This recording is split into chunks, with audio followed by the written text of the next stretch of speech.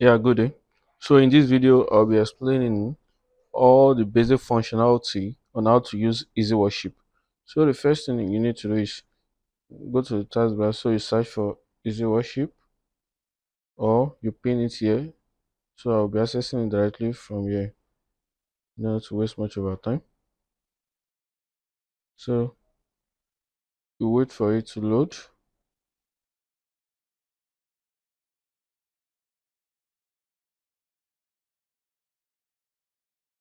Yeah, still loading.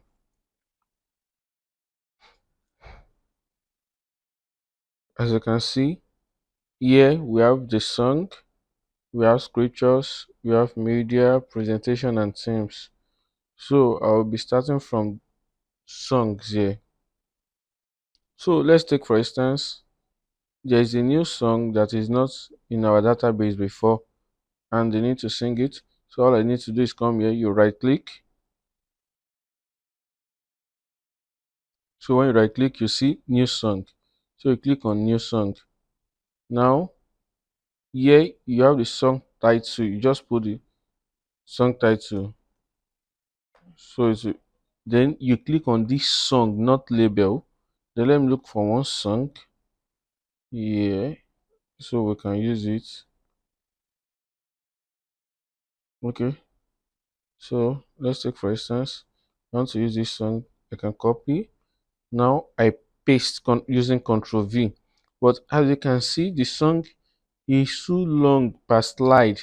And let's take for instance, when I press enter here, it doesn't separate it. So when I want to take the next line to the next window or the next slide, I just press Ctrl enter. You can see just to space.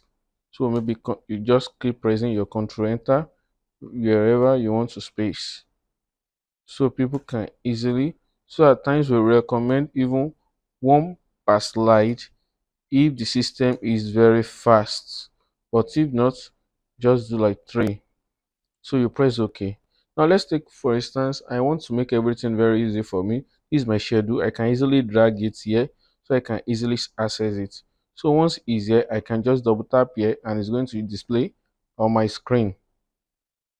You can see this is just the output for me to know whatever is showing, but I'll be taking us through some shortcuts.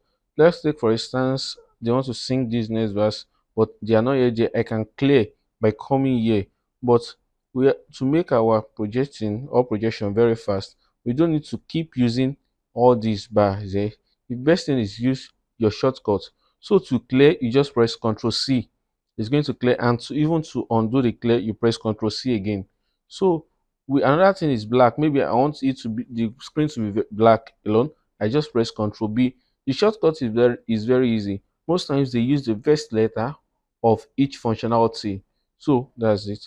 Now there's another one called logo. That's Ctrl L. But I'll still take us through how to set all this. Now let's say for instance they want to sing another song here. Let's just look for a song and can it be? I'll just click here. I'll just type for it and can it be, then I just double tap to start. But let's say for instance I don't know the title of the song but I know part of the lyrics. I'll just click on this guy here to search. Maybe, let's say, let me just, great is, I don't know all, I just know there's one great is, then another keyword, faithfulness, or you can see maybe great is F. Now from here, that we just know if it's this or this, then you play and you double tap. So that's about your song, and I can change it here so as to search for title. But this find is just like to find some actual phrase. Now we go next to our scriptures, which is same thing. Now let's say for instance I'm going to Matthew. You just type your M-A. It's not a must you type all the letters, that is M-A-T-T-T. Let's say for instance, it's only Matthew that starts from M-A-T. That is, I can stop from M-A-T. But if I type M-A, we know we have Mark that is M-A, Matthew M-A, and some other chapters like that. So if it's Mark, can just type MAR. Now you don't need to keep finding your mouse to go to one. The next is chapter, then verse. All you just need to do is press your space bar, the longest key on your keyboard. Maybe Mark 5, then verse 22. Press your space bar as well. Then you just press enter. Once you know you are good, just double tap the enter here. Then you are good.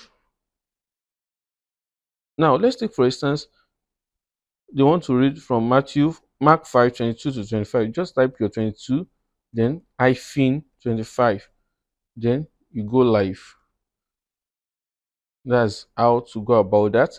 Now let's take for instance, pastor wants to say a particular a particular verse rather, and we didn't really know where it is. You can just click on this find, maybe Psalm. So maybe I'll lift up. So I'll just type lift space eyes. So I can see the suggestion already. That is Psalm 121 verse 1. I lift up my eyes unto the then Psalm 123 verse 1 unto the lift up. So I'll know which of each. So I'll just project immediately. So that's that on the Bible. So I can just do it back like this. That's maybe Job, just type Job. No, Jo, we have Joshua and we have Job. So I'll just type Job, then 6 verse 2, 4. I press my double enter and it goes live. So that's that about that. Then if you want to change the translation, that is the Bible version, just click different version here, maybe the Message, NIV, NLT, and you click on go live. So that's how to work on that. Now for your media, this is your media. Maybe you want to display a video, you can just click here. Now you can see these are short keys for you. Instead of pressing import new or media, all I just need to right click, then I press. You can see I is underlined, media usage M. That is, if I want to do it, I just type the letter D. But if I want to import, I just type letter I automatically. So it's going to bring, then you select your video. But for your image here, all you just have to do is as well is right click, then I press I automatically. Then I look for the pictures I want to upload, maybe this, then I double tap, then it's going to bring it in. So once it load, I project. You can see it's here already. So that's about. Now let's say for instance this picture here. Now we want to make it as the background for our Bible and song. I'll just right click on the picture, and you see I'll type use copy to theme. Now with theme song, then I right click again, copy to with theme again, scripture. Then I'll now go over here where I have my theme. Now I'll see that exact picture there. Now this is IMG.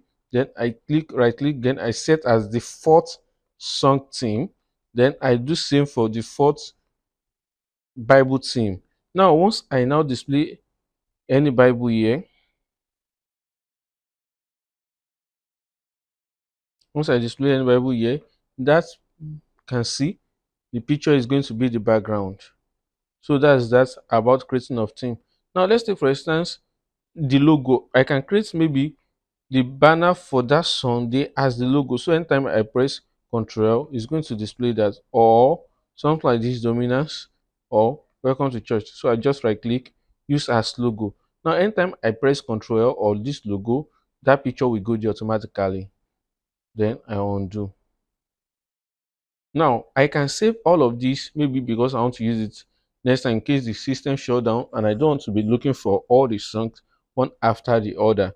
I'll just click on save schedule, then maybe today's date or any date, then it's going to bring it there. You can see I have some schedules there. So once you can just click here to open your previous schedule. I don't want to save this current schedule. So you can see, oh, we didn't have, okay, you can see the songs for Easter. You can see them here. So I can easily have access to them again instead of going there every time to search one after the other. Now, another thing I'll be explaining is the alert. Now we have something called the nursery alert and the message alert. The message alert is just like a sticky message. Let's take for instance, you type KIC, you're going to see it here. You can see it here. Then your message alert, maybe something you want you to scroll. I can add simple, maybe I can just put the account number in case we want to display some other things as well. So I can just put the account number, GT Bank, then I press OK. Then this three means it's going to scroll. You can see scrolling, it's going to scroll for just 3 times. But I want it to be maybe go 10 times.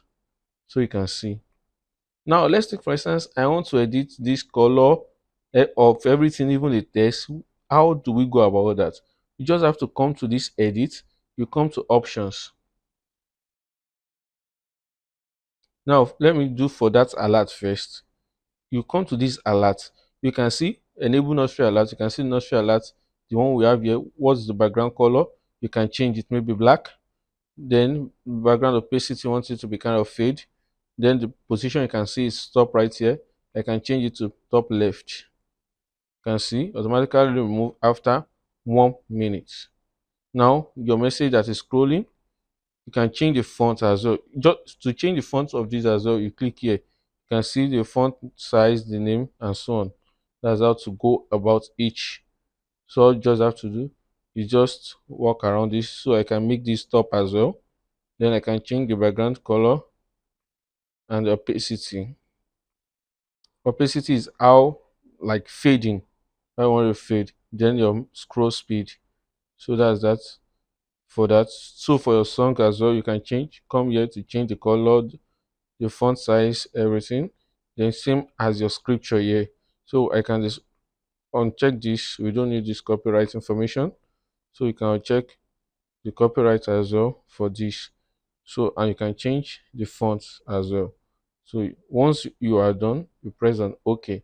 And that's just the basic thing about Easyworship. It's very easy to use, and you can always try it on your own to see. But the major thing about Easyworship is speed. You must be able to know how to make use of shortcuts and be able to do things very, very fast. So thank you. In case you have any question, you can drop it on group. Thank you very much.